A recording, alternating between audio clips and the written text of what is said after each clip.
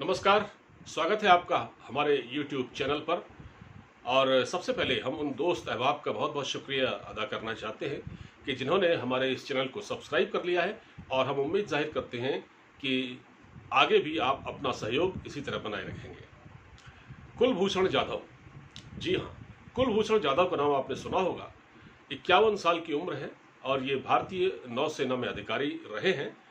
इनकी एक खबर है जो कि आज भारत के लिए खुशखबरी है, क्योंकि कुलभूषण जाधव जो कि पाकिस्तान की जेल में कैद हैं, अब उनकी रिहाई की संभावना बढ़ गई है। हुआ दरअसल ये है कि कुलभूषण जाधव के बारे में थोड़ा सा मैं आपको बता देता हूँ। कुलभूषण जाधव नेवी में अफसर रहे हैं और ये रिटायरमेंट के बाद ईरान में बिजनेस करते थे। ईरान में ये बिजनेस करते थे। तो हुआ ये कि पाकिस्तान की खुफिया एजेंसी आईएसआई ने इनको ईरान से किडनैप कर लिया था, ईरान से इनका अपहरण कर लिया था और ये आरोप लगाया था कि ये भारतीय जासूस हैं और ये भारत की खुफिया एजेंसी रॉ के लिए काम करते हैं।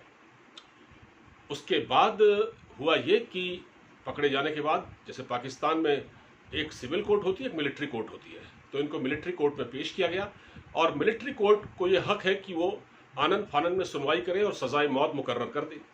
तो इनको आनन फानन में फांसी की सज़ा सुना दी गई।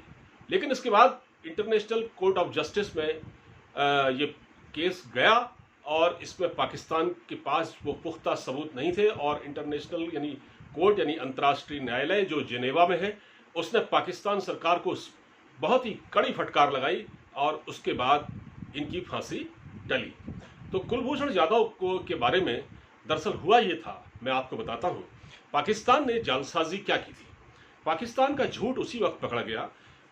पाकिस्तान की खुफिया एजेंसी ने दरअसल ये कहा था कि कुलभूषण जाधव को गिरफ्तार किया गया है बलूचिस्तान से, और उन पर यह आरोप लगाया गया कि वो बलूचिस्तान में जितनी गड़बड़ियां हैं, जितने वहां पर बम धमाके हो रहे हैं, वो उसमें शामिल हैं। उनको एक तरह से दहशतगर्द करार दिया गया, भारतीय खुफिया एजेंसी रॉ का एजेंट बताया गया। जबकि हकीकत यह है कि पाकिस्तान की खुफिया एजेंसी ने इनको ईरान से किडनैप किया था। दरअसल ईरान और पाकिस्तान की जो सरहद है वो काफ़ी मिलती है। जो बलूचिस्तान है उसका एक बड़ा हिस्सा जो है वो ईरान से भी लगता है। तो ईरान से जो पाकिस्तान में जो एंट्री का द्वार है, वहाँ उसके कहीं आसपास इनकी गिरफ्तारी हुई और पाकिस्तान ने इनकी गिरफ्तारी ईरान से न दिखाकर, बल्कि ईरान से तो किडनैप किया था, इनको गिरफ्तार दिखाया बलूचिस्तान से, और यह कहा गया कि ये वहाँ पर गड़बड़ी फैला रहे थे। अब जब यह मामला अंतर्राष्ट्रीय कोर्ट में गया तो मुकदमा चला तो उसमें पाकिस्तान के पास कोई पुख्ता सबूत नहीं थे, और इसकी वजह से हुआ ये कि पाकिस्तान के हाथ में ये केस कमज़ोर पड़ गया। पाकिस्तान के पास कुछ सबूत नहीं थे, तो उन्होंने मिलिट्री कोर्ट में मुकदमा चलाया और उनको फांसी की सज़ा दे दी। अब वो अभी तक जेल में है। हालांकि बीच में उनको काउंसलर एक्सेस भी दिया गया था, क्योंकि पाकिस्तान हालांकि इसके लिए भी राजी नहीं था, लेकिन जब अंतर्राष्ट्रीय कोर्ट ने इनको फटकार लगाई, फिर ये मामला यूएन में भी था, तो पाकिस्तान की सरकार बहुत दबाव में आई और उनको काउंसलर एक्सेस दिया गया। वहाँ भी पाकिस्तान सरकार ने बहुत खुराफातें की, मतलब ढंग से उनके परिवार को भी मिलाया गया, लेकिन उनके परिवार की जो मुलाकात थी वो भी जिस तरह से हुई उसको लेकर भी बहुत सारे सवाल खड़े हुए थे। तो पाकिस्तान के पास कोई सबूत नहीं था। अब हुआ ये है कि पाकिस्तान की असेंबली में एक बिल पेश हुआ है, ठीक है। जो अब मैं बताने जा रहा हूँ वो ये है कि पाकिस्तान की जो असेंबली है उसमें एक बिल पेश हुआ है। इस बिल को पारित कर दिया गया है। पाकिस्तान में जो इमरान खान की जो सरकार है, पीटीआई की, पाकिस्तान तहरीक इंसाफ की जो सरकार है, उसने ये बिल पारित किया, जिसमें यह है कि अब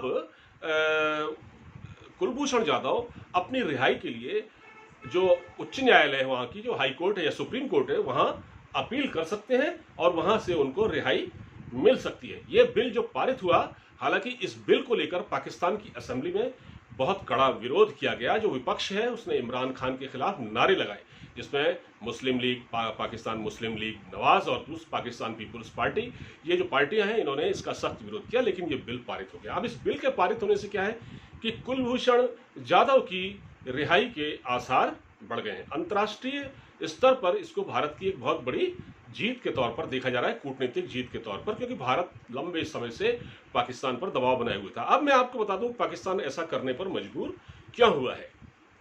दरअसल एक तो अंतर्राष्ट्रीय न्यायालय की फटकार, फिर ये मामला यूएन में था, और जिस गैर नाजायज तरीके से उनको जेल में रखा गया था और उनको जिस तरह से यातनाएं दी गई, वो उससे काफी बवाल हुआ, उसको काफी मामला बढ़ गया था।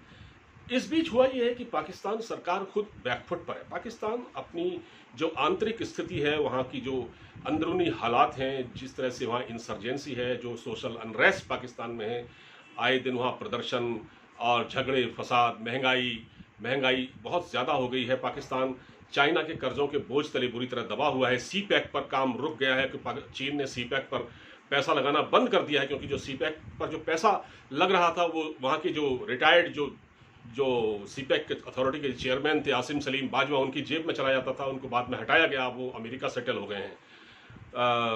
पापा पिज्जा जॉन नाम से उन्होंने अपना पिज्जा का कारोबार भी खोल रखा था। तो पाकिस्तान के आर्मी जो रिटायर्ड अफसर होते हैं, उनकी तो यही कहानी है। वो पाकिस्तान में रहते कहाँ हैं, वो तो रिटायरमेंट होने के बाद पैसा कमाकर विदेशों में सेटल हो जाते हैं, अमेरिका, कनाडा या ऑस्ट्रेलिया में। ये उनकी हिस्ट्री है। तो हुआ ये कि जब दबाव पड़ा तो पाकिस्तान बैकफुट में आया, और पाकिस्तान की जो आंतरिक हालत है, जो मैंने आपको बताया कि सी पैक पर काम रुक गया है, उधर अमेरिका से जो मदद मिलती थी वो रुक गई है। हुआ ये था कि पाकिस्तान को सालाना ट्रंप प्रशासन की पाकिस्तान को अमेरिका से मदद मिलती थी। जो डोनाल्ड ट्रंप के आने के बाद वो मदद पाकिस्तान को मिलना बंद हो गई, जिससे पाकिस्तान की आईएसआई की कमर टूट गई और पाकिस्तान बहुत खसारे में आ गया। और पाकिस्तान के पास स्थिति है कि 2 करोड़ लोग पाकिस्तान में ऐसे हैं, 2 करोड़ बच्चे वो पाकिस्तान में स्कूल नहीं जाते हैं। भूखमरी का आलम है और महंगाई बहुत ज़्यादा है।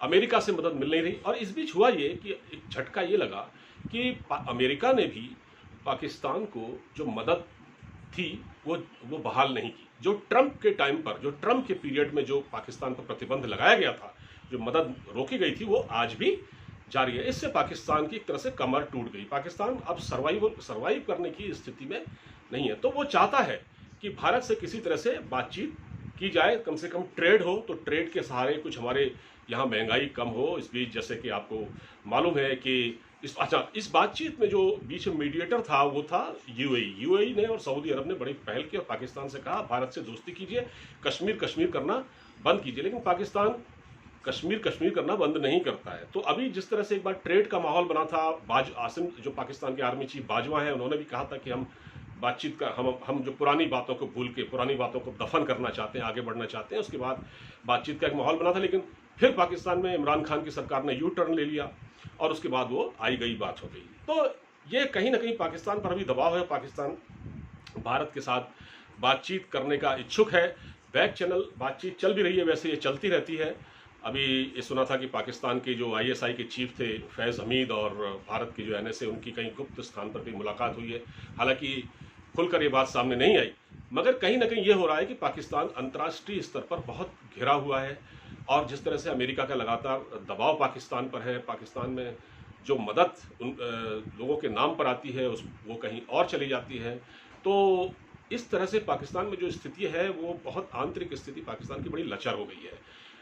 चाइना मदद दे नहीं रहा, अमेरिका से मदद मिल नहीं रही है। पाकिस्तान की स्थिति पेंडुलम जैसी हो गई है। अगर वो चाइना की तरफ झुकता है तो अमेरिका नाराज होता है, और अगर अमेरिका की तरफ झुकता है तो चाइना नाराज होता है। पाकिस्तान को दोनों देशों की जरूरत है, और पाकिस्तान इसी दबाव के चलते भारत से बातचीत करना चाहता है। और ये जिस तरह से वहाँ पर बिल पेश हुआ है, ये इसी दबाव का नतीजा है। और हम उम्मीद करते हैं कि पाकिस्तान और दबाव में आएगा और बहुत जल्दी कुलभूषण जाधव की रिहाई संभव होगी। फिलहाल आपको वीडियो कैसा लगा, अब मुझे इजाज़त दीजिए। अपना बहुत ख्याल रखिए और इस वीडियो को ज़्यादा से ज़्यादा दोस्तों में शेयर कीजिएगा।